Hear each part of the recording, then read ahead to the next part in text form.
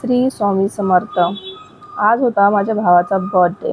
तर सेलिब्रेशन तर होणारच, तर इथे आम्ही सगळे बर्थडेला जाण्यासाठी तयारी करत होतो.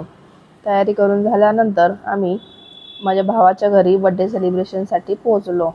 तिथे सगळ्यांची धावपळ चालू होती बर्थडे करण्यासाठी. इथे गेल्यावरती मस्तपैकी असे 2 छोटे छोटे केक आणले होते केक कट करण्यासाठी.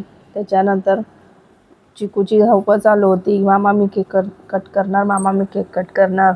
मग त्याच्यानंतर त्याने दोघींनाही मांडीवरती घेऊन बसला होता. त्याच्यामध्ये जी छोटी मुलगी होती ती माझ्या भावजाईच्या मोठ्या भावाची मुलगी होती. तिचं नाव चिऊ होतं. तर त्याच्यानंतर माझी भावजाईने ओवाळीची तयारी करण्यासाठी खाली गेली होती. आम्ही टेरेसवरती बर्थडे सेलिब्रेशन करत होतो. तर इथं त्याच्यानंतर ती ओवाळण्यासाठी ताट घेऊन आली आणि ते मेणबत्ती दिवा वगैरे लावायचं चाललेलं होतं. त्याच्यानंतर आम्ही त्याचं औक्षण केलं. औक्षण का करतात, तर एखाद्या व्यक्तीला शुभ आणि समृद्धीसाठी ओवाळणे आहे, ज्यात हळदी कुंकू, अक्षता आणि दिवा लावून तो ओवाळला जातो.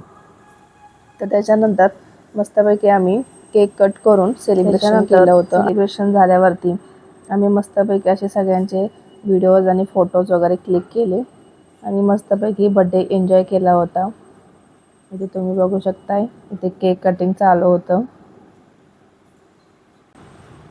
सेलिब्रेशन झाल्यानंतर आम्ही सर्वजण एकत्र जेवायला बसलो होतो.